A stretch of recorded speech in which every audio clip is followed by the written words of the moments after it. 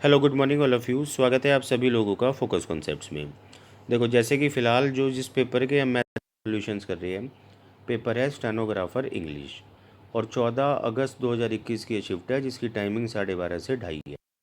बाकी 40 क्वेश्चन देखो यहाँ मैथ्स के हैं, जिसमें से पहली वीडियो में हम फर्स्ट पार्ट कंप्लीट कर चुके हैं यानी पहले 20 क्वेश्चन को। आज इस सेकेंड वीडियो में सेकेंड पार्ट रहेगा यानी अगले 20 क्वेश्चन। कौन से वो 20 क्वेश्चन है, बड़े ध्यान से आपको वन बाय वन समझने हैं। पहला क्वेश्चन देखो आपके सामने है, डीआई का ये क्वेश्चन है। इसको हिंदी में मैं साथ साथ ट्रांसलेट करता चलूँगा। यहाँ देखो आपको बता रखा है कि वर्ष 2000 से वर्ष 2007 तक किस वर्ष में कितना गेहूं का उत्पादन हुआ है वो आपको बता रखा है। और सवाल आपसे पूछा है कि भाई कितने वर्ष यहाँ पर ऐसे हैं जिनमें औसत उत्पादन से ज़्यादा उत्पादन हुआ है, मतलब एवरेज प्रोडक्शन से ज़्यादा प्रोडक्शन कितने वर्षों में हुआ है। सबसे पहले देखो आपको एवरेज निकालना होगा। एवरेज आप समझते हो, इन सभी नंबर्स को जोड़ना होगा और जोड़ने के बाद आप डिवाइड करोगे जितने भी ईयर्स है, और ईयर्स यहाँ पर है 8। तो सबसे पहले देखो इनको जोड़ना शुरू करते हैं। जैसे कि 70 और 80, ये आसान आसान नंबर, आप पहले इनको जोड़ लो। 70 और 80 150 होता है, 100 आप जोड़ोगे 250। 250 में 90 जोड़ते हैं 340, फिर से 90 जोड़ते हैं 430। 70 आप जोड़ोगे 500 और इधर हो गया 575। अब इसका पहले 5 ले लो, 580 और 50 630। टोटल यहाँ पर जो प्रोडक्शन बना वो 630 बना। और ये जैसे कि 8 वर्ष हो गया तो 8 से आप डिवाइड कर लो, तो आपको मिलेगा कितना, देखो 8 सत्ते 56 और 70 बचा तो 78 पॉइंट कुछ मिल रहा होगा। बल्कि आप इसको राउंड ऑफ करके 79 भी ले लोगे तो कोई फ़र्क नहीं पड़ेगा। और अभी बस आपको ये देखना है कि इस 79 से ज़्यादा कितने वर्षों में आपको बड़े नंबर्स नज़र आ रहे हैं। तो देखो पहला नंबर यहाँ पर मिल रहा है आपको 79 से बड़ा, दूसरा यहाँ मिल रहा है, तीसरा और चौथा। तो 4 वर्षों में हमें एवरेज प्रोडक्शन से ज़्यादा प्रोडक्शन देखने के लिए मिल रहा है। आंसर रहेगा 4। इसके बाद देखो क्वेश्चन नंबर 2 फिर से डीआई का क्वेश्चन है। आपकी बारी आपको पाई चार्ट दिखा रखा है और आपको बता रखा है उन 2750 विद्यार्थियों के बारे में जिनको कोई ना कोई एक्टिविटी पसंद है। तो देखो टोटल 4 एक्टिविटीज़ यहाँ पर है, थिएटर, स्पोर्ट्स, म्यूज़िक और लाइब्रेरी। और कितना परसेंट मतलब बच्चे पसंद करते हैं किस एक्टिविटी को, वो आपको पाई चार्ट के थ्रू दर्शा रखा है। सवाल बड़ा आसान सा आपसे पूछा है कि स्पोर्ट्स और म्यूज़िक में मिलाकर कितना परसेंट बच्चा है जो इन दोनों एक्टिविटीज़ को पसंद करता है। तो स्पोर्ट्स और म्यूज़िक आप देख पा रहे हो 25 और 25 है। परसेंटेज में अगर आप टोटल करते हो 50% बनता है, और बस आपको 50% निकालना है इन टोटल का। अच्छा 50% का मतलब आप समझते हो, देखो हाफ होता है। तो आप कुछ मत करो, बस सिंपली इसका हाफ कर दो, और 2750 का हाफ आप समझ रहे हो 1375।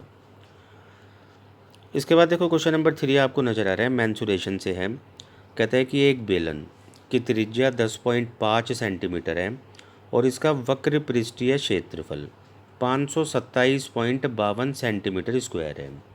अब देखो वक्र पृष्ठीय क्षेत्रफल यानी कि कर्व्ड सरफेस एरिया बेलन का आपको पता होना चाहिए 2πr/h होता है, और हमसे पूछा जा रहा है देखो इस बेलन की हाइट। अब जैसे कि 2πr/h, अब यहाँ वैल्यूज़ लिखो। पाई की जगह आप 22/7 लिख लो, हालांकि इन्होंने 3.14 बोली है बट चलेगा ये भी। आर की जगह आप लोगे देखो 10.5, और एच की जगह आप एच लिखा रहने दोगे, और इक्वल से देखो ये जो 527.52 आपको नज़र आ रहा है, तो आप इसको राउंड ऑफ करके ले लो 528, क्योंकि आप ऑप्शन देख पा रहे हो कोई भी पॉइंट पे नहीं है, यानी पूरा पूरा कैंसिल आउट होना चाहिए। तो आप इसको 528 चला लो।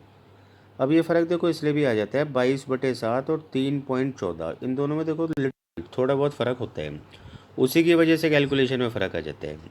अब 7 से देखो ये नंबर कट रहे हैं 1.5 बारी, और आप इसको मल्टीप्लाई करो। 1.5 से पहले 2 की कर लो 3, और फिर 22 से करोगे 66, तो आप बोलोगे हाइट बराबर होगी 528/66। बाकी जब आप इसको काटोगे तो पूरा आपको 8 सेंटीमीटर यहाँ नज़र आ जाएगा। तो सवाल का आंसर रहेगा 8। इसके बाद क्वेश्चन नंबर 4 फिर से देखो आपको यहाँ पर डीआई से मिल रहे हैं और पाई चार्ट से ही है। टोटल 40 मैचेस एक कॉलेज क्रिकेट टीम ने खेले हैं, और उनमें से देखो 40% उसने जीते हैं। अब जैसे कि आप समझते हो परसेंटेज डिस्ट्रीब्यूशन अपने आप में कंप्लीट होता है 100%। और अगर मैं उसमें से जीते हुए मैचेस को हटा दूँ तो अब 60% मैचेस में इस कॉलेज क्रिकेट टीम ने हारे भी होंगे और ड्रॉ भी हुए होंगे। और बता रखा है देखो साफ साफ कि जो हारे हुए मैच है और जो ड्रॉ हुए मैचेस है वो आपस में इक्वल है। तो जब 60 को आप दो इक्वल पार्ट्स में बांटोगे तो ड्रॉ मैचेस भी 30% होंगे और लॉस्ट मैचेस भी 30% होंगे। और हमसे पूछा जा रहा है कितने मैचेस टीम ने हारे हैं। तो टोटल 40 मैचेस है और उसका 30% हारे हैं। तो 40 का 30% जब आप निकालोगे तो बहुत आसानी से आपको आंसर मिलेगा 12। इसके बाद देखो क्वेश्चन नंबर 5 आपको नज़र आ रहा है और ये कंपाउंड इंटरेस्ट से है, चक्रवृद्धि ब्याज से। आपको देखो रेट ऑफ इंटरेस्ट बता रखा है 20%, 20% प्रति वर्ष पर 2 वर्ष में 20,000 रुपये पर, मतलब 20,000 यहाँ प्रिंसिपल है और आपको चक्रवृद्धि ब्याज निकालना है। जबकि ब्याज जो है ना देखो वो अर्धवार्षिक बेसिस पर दिया जाएगा, मतलब हाफ ईयरली में। अब बहुत छोटी सी बात आपको समझनी है। देखो 2 साल 6 6 महीने जो आते हैं ना वो 4 बारी आते हैं। तो आप 4 बारी ब्याज दोगे और हर बारी जो ब्याज दोगे वो 20% से नहीं बल्कि 10% से दोगे, क्योंकि 20% से आप तब देते हैं जब पूरे साल के एंड में जाते हैं। बट जैसे कि आप 6 महीने में जा रहे हो तो हाफ होता है 6 महीने, तो 20% का हाफ यानी 10% से 4 बारी ब्याज देना है। अब देखो 4 बारी में कैसे कैलकुलेट करना है, रेट बड़ा आसान है। इसकी फ्रैक्शन आप समझते हो 1/10 होती है और आप रेशियो मेथड का यूज़ करो। पहले भी देखो मैंने आपको समझाया है अपनी वीडियोज़ में कि 10% 1/10 में जो 10 होगा ना वो प्रिंसिपल होगा और एक इंटरेस्ट होता है जिसको प्रिंसिपल में जोड़ने पर अमाउंट बनता है 11। और सीआई में अच्छी बात क्या होती है कि अगर जो हर बारी ब्याज की दर बराबर है तो रेशियो भी हर बारी बराबर बनेगा। तो चारों बारी देखो 10% से ब्याज दिया गया है तो 10 से कह रहे हैं ना टोटल 4 बारी बनेगा।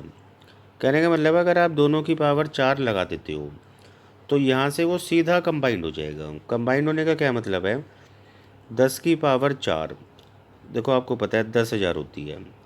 11 की पावर 4 बहुत बच्चों को नहीं पता होगा लेकिन ये याद रखना बहुत इंपॉर्टेंट है। आप इसको याद रखो 14641। मुझे याद है तो मैं सीधा लिखूँगा 14641। तो कंबाइंड होने का मतलब क्या होता है कि अगर आप 10,000 रुपये जमा करते हो तो 10% से 4 बारी ब्याज देने के बाद वो पैसा इतना हो जाएगा और इनके बीच का जो अंतर है जो कि 4641 है, आप बोलोगे इतना ब्याज मिलेगा। जबकि प्रिंसिपल देखो 10,000 नहीं बल्कि हमें बता रखा है 20,000 है, यानी कि डबल। तो सीआई भी डबल हो जाएगा, अमाउंट भी डबल हो जाएगा। बाकी आप उसी पार्ट को कैलकुलेट करो जो आपसे पूछा है। आपसे पूछा है ब्याज, तो 4641 को जैसे ही आप 2 से मल्टीप्लाई करोगे आंसर मिलेगा 9282। इसके बाद देखो क्वेश्चन नंबर 6 आपको नज़र आ रहा है। आपको बता रखा है कि एक पाठशाला में जो पुस्तकालय में विज्ञान और अंग्रेजों की मतलब अंग्रेजी की जो किताबें हैं वो 10:13 में है, मतलब विज्ञान और अंग्रेजी। अब आपको अलग ही ये भी बता रखा है कि 400 यहाँ पर विज्ञान की किताबें हैं और विज्ञान की किताबों की मांग में वृद्धि के कारण, मतलब एक तो आपको बता रखा है इस 10 यूनिट की वैल्यू, लेकिन मैं अभी उसका यूज़ नहीं करूँगा, बाद में हम उसका यूज़ करेंगे। लेकिन इसने बताया कि भाई कुछ किताबें ना हमने बढ़ा दी विज्ञान की, और जब विज्ञान की किताबें आप बढ़ाओगे तो जाहिर सी बात है नंबर्स बदलेंगे, रेशियो भी बदलेगा। तो वो रेशियो 25:26 हो जाते हैं। अब समझना आपको ऐसे देखो कि किताबें हमने बढ़ाई है विज्ञान की, तो अंग्रेजी की किताब तो सेम होनी चाहिए थी, ऊपर 13 है नीचे 26 है। सेम बनाने के लिए ऊपर वाले नंबर्स को आप 2 से मल्टीप्लाई कर दो। तो आपने देखो रेशियो बैलेंस कर दिया। विज्ञान की किताबों का आप ऊपर 20 लिखो और अंग्रेजी की किताब ऊपर भी रहेगी 26।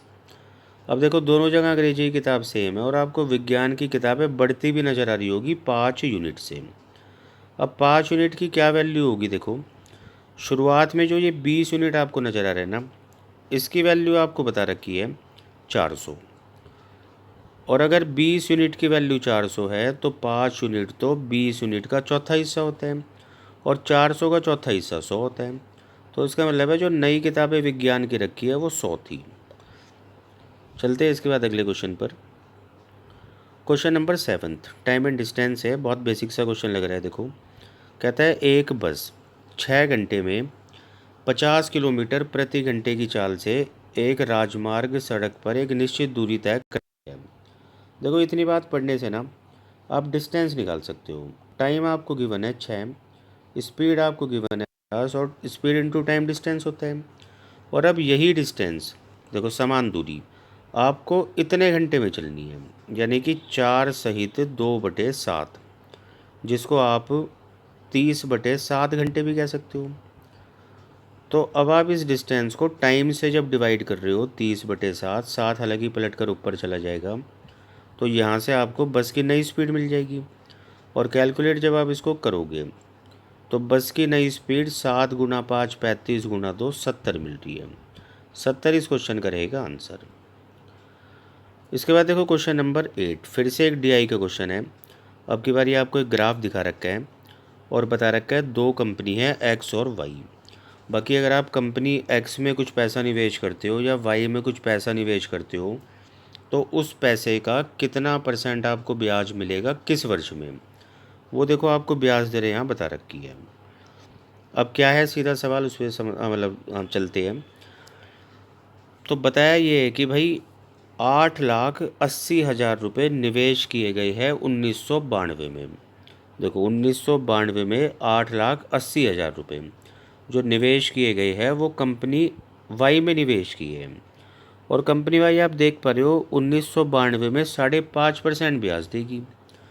पूछा हमसे जा रहा है कि अगर ये पैसा कंपनी वाई में ना निवेश करके एक्स में निवेश किया होता तो कितना ब्याज हमें ज़्यादा मिलता। अब परसेंटेज में तो आप देख ही पा रहे हो कि 0.5% ज़्यादा मिलता। तो बस आपको करना क्या है, 8,80,000 का नाम 0.5% निकालना है। और जब इतना आप निकालोगे 0.5%, तो आप समझ रहे हो डेसिमल हटा और एक और ज़ीरो, 3 ज़ीरो से 3 ज़ीरो कैंसिल आउट हुई, 880 × 5 होता है 4400। तो 4400 रुपये हमें ज़्यादा ब्याज मिलता है अगर हम कंपनी वाई की जगह एक्स में निवेश करते हैं। इसके बाद देखो क्वेश्चन नंबर 9 फिर से डीआई का है और यहाँ देखो आपको ग्राफ दिखा रखा है और बता रखा है कि चावलों का उत्पादन 3 राज्यों में 2016 से लेकर 2019 तक कितना कितना हुआ है। सवाल हमसे पूछा जा रहा है, देखो ये जो 3 राज्य है ना, ये आप कलर से इनको कैटेगराइज कर लेना, तीनों के अलग अलग कलर है। पूछा हमसे जा रहा है कि भाई जो बिहार में 2016 से 18 तक कुल उत्पादन हुआ है, पहले इसको काउंट ही कर लेते हैं। 2016 से 2018 तक बिहार में आप देख पा रहे हो ऑरेंज कलर है बिहार का, तो 13, 11 और 14 इनको आप जोड़ोगे तो 13 और 11 24, 24 और 14 होता है 38। अब यहाँ लिख लो साथ साथ कि इन 3 वर्षों में टोटल प्रोडक्शन बिहार में 38 हुआ है। इसका रेशियो आपको निकालना है कि कर्नाटक में जो प्रोडक्शन हुआ है 2017 से 19 तक में उसके साथ।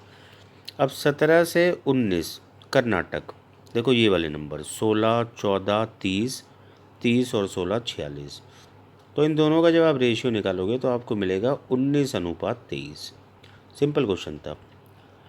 इसके बाद क्वेश्चन नंबर 10 फिर से डीआई का क्वेश्चन है। देखो आपको ग्राफ दिखा रखा है और अब की बार ये आपको बता रखा है कि 2 कंपनी है और वो 2011 से 2016 तक गाड़ियों का कितना प्रोडक्शन करती है वो आपको यहाँ दिखा रखा है। सवाल आपसे पूछा है कि डिफरेंस बताना है कुल मैन्युफैक्चरिंग, मतलब टोटल जितनी गाड़ियाँ बनाई है कंपनी ए ने और जितनी गाड़ियाँ बनाई है कंपनी, तो उन दोनों के टोटल का डिफरेंस करना है। तो सबसे पहले आप क्या करो, देखो कंपनी ए की कार प्रोडक्शन ऐसे निकाल लेना इन सबको जोड़कर, और जो भी आ रहा होगा उसमें से आप क्या करोगे कंपनी बी का प्रोडक्शन, देखो इन नंबर्स को आप टोटल करोगे और टोटल करने के बाद जो भी आएगा दोनों का आप डिफरेंस करोगे। तो आप इसको कर सकते हो, बेसिक है। अगले क्वेश्चन पे चलते हैं। इसके बाद देखो क्वेश्चन नंबर है 11th।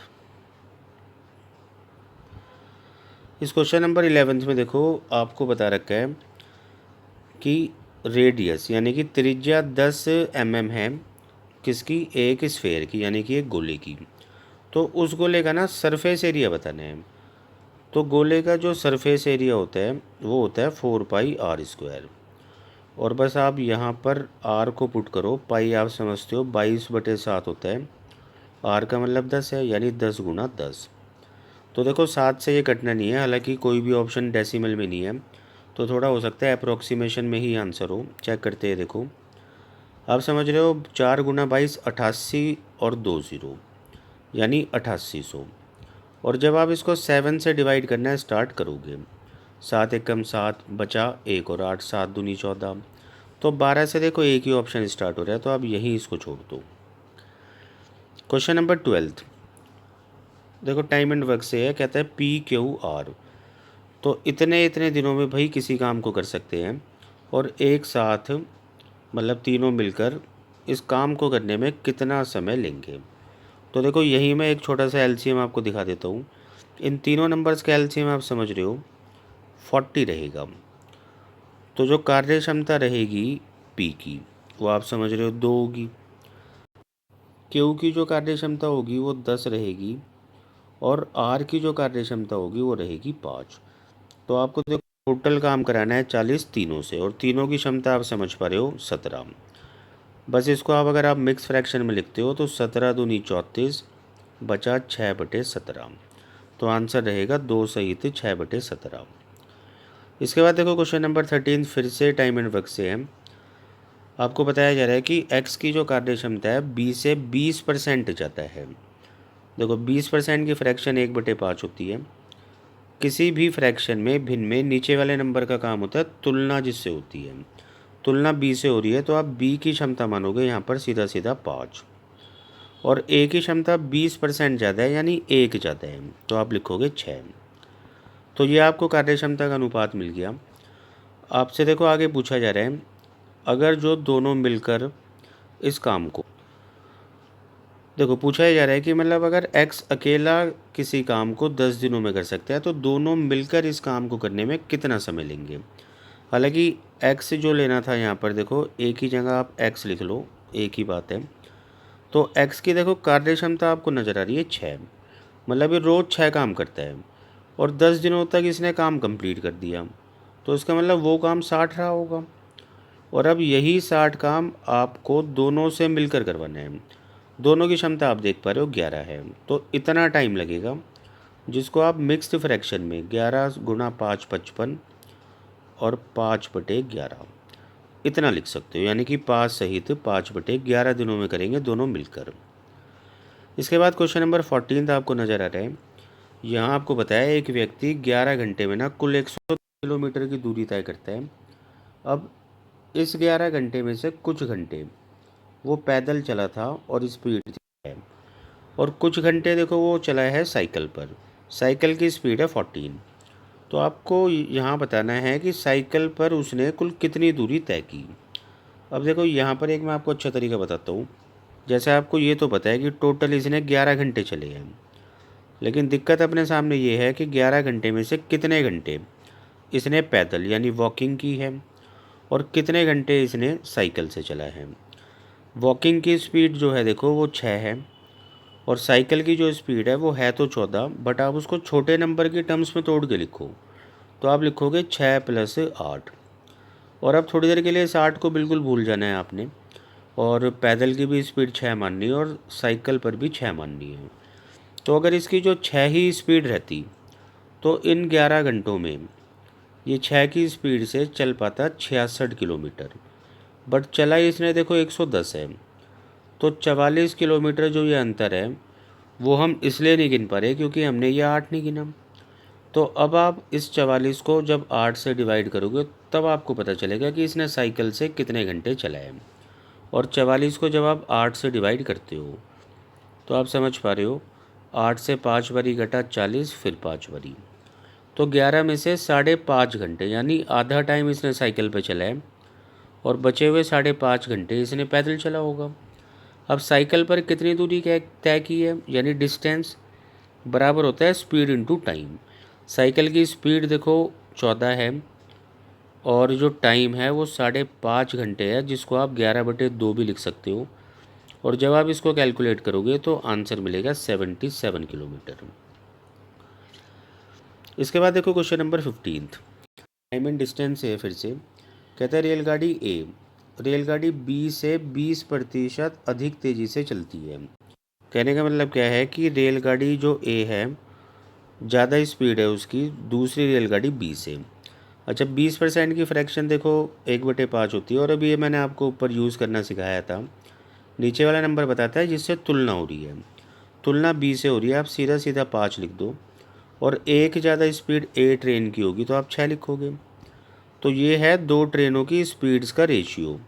अब जब आगे आप पढ़ रहे हो देखो, दोनों एक ही समय पर बिंदु एक्स से शुरू होती है और जहां उनको जाना है वो स्थान 100 किलोमीटर दूर है और वाई तक वो स्थान है, तो दोनों वाई तक पहुंचने में एक ही समय लेती है। अब यहाँ से आपको समझना है कि जब इनकी स्पीड अलग अलग है और डिस्टेंस इन्होंने बराबर चलना है, तो टाइम का तो रेशियो उल्टा बनना चाहिए, मतलब 5:6 बनना चाहिए। और यहाँ आपको बताया जा रहा है कि भाई टाइम बराबर लिया है, तो इसका मतलब क्या होगा देखो, ज़रूर जिस ट्रेन की स्पीड ज़्यादा है उसने रास्ते में कहीं टाइम वेस्ट किया है। और जब आप पढ़ोगे तो साफ साफ लिखा हुआ है, हालांकि रास्ते में स्टेशनों पर रुकते समय रेलगाड़ी ए को लगभग 10 मिनट की देरी हो जाती है। तो मतलब अगर ये ट्रेन ना रुकती तो ट्रेन बी से ये 10 मिनट पहले पहुंचती। तो 1 यूनिट जो आपको अंतर नज़र आ रहा है ना टाइम का, इसी की वैल्यू असल में 10 मिनट है। यही टाइम वो बचा सकती थी।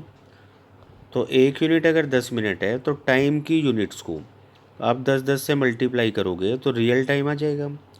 अब रेलगाड़ी बी की स्पीड पूछ रही है तो रेलगाड़ी बी की ही आप टाइम कैलकुलेट करो। इसका टाइम आ रहा है 60 मिनट, और 60 मिनट का मतलब आप अच्छे से समझते हो 1 घंटा। और डिस्टेंस कितना चला है इस ट्रेन ने, 100 किलोमीटर। तो 100 किलोमीटर को 1 घंटे में चलने का मतलब ही क्या होता है कि इस ट्रेन की स्पीड है 100 किलोमीटर प्रति घंटा। इसके बाद देखो क्वेश्चन नंबर 16, फिर से एक टाइम एंड वर्क का क्वेश्चन आपको मिल रहा है चैन रूल से। कहता है कि भाई 12 पुरुष, लिख लेते हैं देखो, 12M किसी काम को 8 दिनों में कर सकते हैं। अब इसी काम को देखो 12 बच्चों से अगर आप कराते हो तो ये 12 बच्चे लेते हैं 16 दिन का समय। यहाँ से देखो एक मैं रेशियो बना रहा हूँ, और ये रेशियो रहेगा कार्य क्षमता का। क्या बना ये रेशियो, तो आप समझ रहे हो वैल्यूज़ पलट जाती है और रेशियो मिलेगा 2:1। तो देखो ये कुछ और नहीं है, ये कार्य क्षमताएँ हैं, मतलब एक आदमी की कार्य क्षमता 2 है, और एक यहाँ देखो W नहीं, आप C लिख लेना, मतलब चिल्ड्रन। तो एक बच्चे की देखो कार्य क्षमता है 1। सबसे पहला काम क्या होगा, टोटल वर्क निकालना। और टोटल वर्क आप किसी भी टीम से निकाल सकते हो, या तो इस टीम से या इस टीम से, बात एक ही है, दोनों जगह से टोटल वर्क सेम ही आएगा। यहाँ से देखो मैं टोटल वर्क निकालता हूँ, 12 पुरुष है, एक पुरुष का काम 2 है, तो 12 का आप समझ रहे हो 24 हुआ। और ये एक दिन का काम है, ऐसे ऐसे काम उन्होंने 8 दिन तक किया है, तो ये टोटल वर्क है। और यही टोटल वर्क देखो अब हमें किससे कराना है, 6 तो पुरुष है, 6 पुरुष का मतलब आप समझ रहे हो ये लोग 12 काम करेंगे। और 12 बच्चे हैं, एक बच्चा एक काम करता है, तो 12 बच्चे 12 काम करेंगे। तो ये टीम मिलकर एक दिन में करेगी 24 काम, और काम है इतना। तो 24 से देखो 24 कटा, और इस टीम को ये पूरा काम करने में लगेंगे 8 दिन। 8 दिन इस क्वेश्चन का आंसर रहेगा। इसके बाद देखो क्वेश्चन नंबर 17 आपको नज़र आ रहा है, फिर से एक बार CISI से क्वेश्चन है। कहता है 25% प्रति वर्ष पर 2 वर्ष में किसी प्रिंसिपल पर, किसी निश्चित धनराशि पर आपको देखो साधारण ब्याज जो मिलेगा 2 वर्षों में, और जो मिलेगा चक्रवृद्धि ब्याज, तो उन दोनों के बीच में ना 150 रुपये का अंतर है, और आपसे वो प्रिंसिपल पूछा जा रहा है। अब देखो तरीके हर बच्चे के पास होता है कैसे मतलब इसको डील करना है, बट एक तरीका मैं आपको समझा रहा हूँ बहुत आसान सा। जब भी आपको देखो प्रिंसिपल मानना पड़े, मतलब कंपाउंड इंटरेस्ट में, तो उसका एक तरीका होता है। तरीका क्या होता है देखो, जैसे कि रेट आपको नज़र आ रहा है यहाँ पर 25%। अब इसकी फ्रैक्शन बनाओ तो ये बनेगी 1/4। फिर आपको क्या करना है देखो, इसको पलट देना है। अब बोलोगे 4, और जितने साल तक आपको चलना है उतनी ही पावर आप यहाँ लगाओगे। जैसे हमें यहाँ पर 2 साल तक चलना है तो आप 4 की पावर 2 लगाओगे। तो प्रिंसिपल जो आपको मानना है ना देखो, इस तरीके से मानना है, और वो 16 बन रहे हैं। अब आप बोलोगे फ़ायदा क्या है इस तरीके से प्रिंसिपल मानने का, तो इस तरीके से प्रिंसिपल मानने का फ़ायदा ये होगा कि आपको ना जो डिफरेंस मिलेगा 2 वर्षों में सीआई और एसआई का, वो 1 यूनिट मिलेगा। आप करके देखना बेशक किसी भी मेथड से। इस रेट से जब आप 2 साल का एसआई निकालोगे, 2 साल का सीआई निकालोगे, तो अंतर आपको हमेशा एक ही मिलेगा, जब जब आप इस तरीके से प्रिंसिपल बनाओगे। अब डिफरेंस देखो, आपको एक नहीं दे रखा, 150 दे रखा है। 1 यूनिट की वैल्यू 150, और प्रिंसिपल जो आपने 16 यूनिट माना है तो वो भी 150 गुना हो जाएगा। तो 16 यूनिट की वैल्यू 16 गुना 150 होगी, मल्टीप्लाई आप करोगे तो आंसर आपको मिलेगा 2400। 2400 इसका आंसर रहेगा। इसके बाद देखो क्वेश्चन नंबर 8, मैंसुरेशन का क्वेश्चन है। आपको बताया कि एक यहाँ पर गोला है और जिसकी त्रिज्या 25 सेंटीमीटर है, उसको पिघलाकर आपने छोटे छोटे कोन बनाए हैं, मतलब शंकु बनाए हैं, और उन शंकुओं का प्रत्येक शंकु की रेडियस है 5, हाइट 2.5 है। ऐसे कितने शंकु बनाए जा सकते हैं? तो मैं मान लेता हूँ वैसे n शंकु बनाए जा सकते हैं। अब n जो ये शंकु बनेंगे, ये किस वॉल्यूम से बनेंगे? तो ये बनेंगे देखो गोले के वॉल्यूम से। क्या होता है गोले का वॉल्यूम? तो आप समझते हो 4/3 पाई आर क्यूब। और इससे जो बनेंगे n छोटे छोटे शंकु, तो उनमें से एक शंकु का जो आयतन होता है वो आप समझते हो 1/3 पाई आर स्क्वायर एच होता है। ऐसे आपको इनको बराबर करना है। बाकी देखो 3 से 3 कटा, पाई से पाई भी आप कैंसिल कर दो, और आप यहाँ लिखोगे 4, और आर आप देखो यहाँ देख पा रहे हो 25 है, यानी 25 गुना 25 गुना 25। अच्छा, उस तरफ n इंटू में आर स्क्वायर, आर आप समझ रहे हो देखो शंकु का 5 है, यानी कि 5 इंटू 5, और एच आपको दे रखा है 2.5। अब इसको कैलकुलेट करते हैं। देखो 5 गुना 5 25 बनाता है, और ये 2.5 किसी भी एक 25 को 10 बारी में काटेगा। तो 4 गुना 25 होता है 100, और 100 गुना 10 होता है 1000। तो ऐसे छोटे छोटे शंकु बनेंगे 1000। इसके बाद देखो क्वेश्चन नंबर 19, फिर से एक डीआई का क्वेश्चन है, और देखने में तो नो डाउट मतलब काफ़ी ख़तरनाक लग रहा है। समझते हैं इसको। देखो कहता है कि यहाँ पर हमें भारत के कुछ राज्यों की पॉपुलेशन दिखा रखी है 2020 में। अच्छा, ये जो राज्य है देखो राजस्थान, केरल, पंजाब, हरियाणा, उड़ीसा और गुजरात है।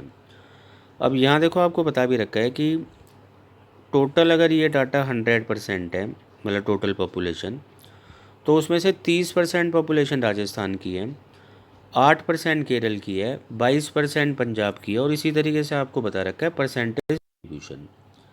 आगे आपको ये भी बताया है कि इन सभी 6 के 6 राज्यों की जो पॉपुलेशन मिलाकर है वो इतनी है, एक बड़ा सा नंबर है। और इसके अलावा देखो हमसे जो पूछा है वो तो हम लास्ट में पढ़ेंगे। इस टेबल में हमें देखो रेशियो दे रखा है मेल्स और फीमेल्स का। मतलब अगर राजस्थान की मेरे पास टोटल पॉपुलेशन है, तो मैं उसको 5:1 में बांटूंगा, तो मुझे वहाँ से मेल्स और फीमेल्स दोनों मिल जाएंगे। उसी तरीके से देखो इसी पॉपुलेशन में से लिटरेट और इलिटरेट का रेशियो भी गिवन है। अब पूछा क्या है हमसे, समझते हैं। देखो इसने पूछा है कि भाई 3 राज्य है, देखो गुजरात, पंजाब, केरल, इन तीनों राज्यों में मिलाकर जितनी भी महिलाएं हैं वो टोटल पॉपुलेशन का कितना परसेंट है। अब बेसिक आइडिया देखो मैं आपको दे देता हूँ। सबसे पहली बात तो ये है कि यहाँ पर जो सवाल हमसे पूछा गया है, तो लिटरेट और इलिटरेट का तो कोई यूज़ ही नहीं है। दूसरा, इस 40-500 का भी कोई यूज़ नहीं है, क्योंकि आंसर देखो परसेंटेज में है। अब करना क्या है, देखो अगर आप 40-500 मतलब 400-5000 नहीं मानते, तो फिर क्या डाटा मानोगे? आप मानोगे इन सभी राज्यों की जो पॉपुलेशन है, जनसंख्या है, वो मिलाकर 100 है। और 100 में से देखो 30% जैसे कि राजस्थान की है, तो आप 100 का 30% समझ रहे हो, 30 ही होगा। केरल का जैसे कि 8% है, तो इस 100 में से केरल में 8 लोग रहते हैं, और उनमें से भी महिला और पुरुष का देखो रेशियो आपको दे रखा है। अब बेसिक आइडिया मैंने आपको दे दिया, आपको एग्जैक्टली कैलकुलेट कैसे करना है। और जो हमसे पूछा है देखो वो ये है फीमेल्स 3 राज्यों में, यानी कि गुजरात, पंजाब और केरल। इन तीनों महिलाओं को, मतलब तीनों राज्यों में सभी महिलाओं को जोड़कर आप डिवाइड करोगे टोटल पॉपुलेशन की तुलना में। यानी कि 100 की तुलना में, क्योंकि टोटल पॉपुलेशन 100 मानी है आपने। और परसेंटेज के लिए आप समझते हो 100 लेना होता है। तो कहने का मतलब क्या है, 100 से 100 भी घट जाएगा। बस आपको ना तीनों राज्यों में महिलाओं की संख्या पता करनी है और उनको जोड़ते ही आंसर आ जाएगा। अब बस अपना काम बहुत आसान है। जैसे कि सबसे पहले लेते हैं गुजरात, दूसरा है पंजाब और तीसरा है देखो केरल। कितनी कितनी पॉपुलेशन है छोटा छोटा लिख देते हैं। जैसे कि केरल में 8 है, उसी तरीके से गुजरात में देखो 18 है और बचा पंजाब। तो पंजाब में देखो कितनी पॉपुलेशन है, 22%। अब जब आप बांटोगे 8 को 3:4 में, कैसे बांटना है आपको आता है। 3 और 4 मिलाकर 7 बनाता है, जबकि 7 की वैल्यू 8 है और हमें महिलाएं निकालनी है। तो महिलाओं का देखो जो मतलब यूनिट्स में आपको दिखा रखा है वो 4 है नंबर। तो यहाँ से बना भाई 32/7। 32/7 लगभग कितना होता है देखो, 7 चौक 28, बचा 4 और 0, तो आप 4.5 कह दो। उसी तरीके से देखो पंजाब, जहाँ पर टोटल पॉपुलेशन 22 है, आप 3 और 2 के रेशियो में जब बांटोगे तो 3 और 2 आप समझ रहे हो 5, और असल में 5 की वैल्यू है 22। तो 22 को आप 5 से डिवाइड करोगे और आपको देखो फीमेल्स की पॉपुलेशन निकालनी है, 7 इंटू 2 करोगे, 44/5 बन रहा है, जिसको आप 8.8 बोलते हो। और बिल्कुल लास्ट, अब आपको देखो गुजरात में निकालनी है महिलाओं की संख्या। तो 3 और 1 4 होता है, 4 की वैल्यू असल में 18 है, तो 18/4 आप करोगे।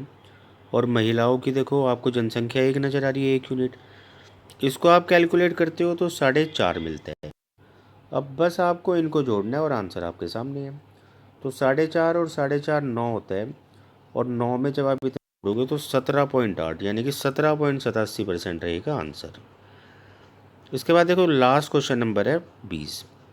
कहता है कि 2 वर्ष 6 महीने के लिए प्रति वर्ष 10% पर 14,000 रुपये पर चक्रवृद्धि ब्याज क्या है यदि वार्षिक चक्रवृद्धि ब्याज होती है। इसका मतलब है साल साल में आपको ब्याज देना है। लेकिन आप सबसे पहले मुझे ये बताओ कि 2 वर्ष 6 महीने में आप कितनी बारी ब्याज दोगे। तो आप बोलोगे 3 बारी। पहली बारी ब्याज कब जाएगा, पहले वर्ष के अंत में, यानी कि 10%। दूसरी बारी ब्याज कब जाएगा, आप बोलोगे दूसरे वर्ष के अंत में, यानी 10%। लेकिन तीसरी बारी जो ब्याज जाएगा ना देखो, वो 6 महीने में जाएगा, और पूरे साल की दर अगर 10 है तो 6 महीने की आप समझ रहे हो 5 होगी। तो इतने इतने परसेंट से आप 3 बारी ब्याज दोगे। रेशियो वाला मेथड अभी मैंने ऊपर डिस्कस किया था और वही आप यहाँ लगाओगे। 10% की फ्रैक्शन जैसे कि आप समझते हो 1/10। तो आप बोलोगे पहले वर्ष प्रिंसिपल और अमाउंट का ना ये रेशियो बनेगा। दूसरी बारी भी देखो 10% है, सेम बनेगा 10 से 11। जबकि तीसरी बारी देखो 5% है, जिसको आप 1/20 लिखते हो, तो आप बोलोगे 20 से 21। अब जब आप इसको कंबाइंड अगर करोगे तो मल्टीप्लाई करना होगा। यहाँ मल्टीप्लाई करके देखो 2000 यूनिट बन रहा है प्रिंसिपल, और यहाँ जब आप मल्टीप्लाई करोगे 11 गुना 11 121 होता है, और जब 21 से आप मल्टीप्लाई करोगे तो आपको देखो कितना मिलेगा, 2541। और इनके बीच का अंतर जो चक्रवृद्धि ब्याज है वो 541 यूनिट बन रहा है। अब ऐसे देखो, ये जो 2000 आपको नज़र आ रहा है ना प्रिंसिपल, ये 2000 नहीं, ये 14 है, मतलब 7000 गुना, सॉरी 7 गुना 2000 का जो 14,000 है वो 7 गुना होता है। तो इसको भी बस आप 7 से गुना कर दो और आपको बहुत आसानी से ब्याज मिल जाएगा, जो कि होगा 3787। तो यहाँ पर भाई ये पेपर ख़त्म होता है। बाकी जल्द किसी नई आंसर की के साथ मिलते हैं, जब तक आप इसको कंप्लीट करो। Thank you.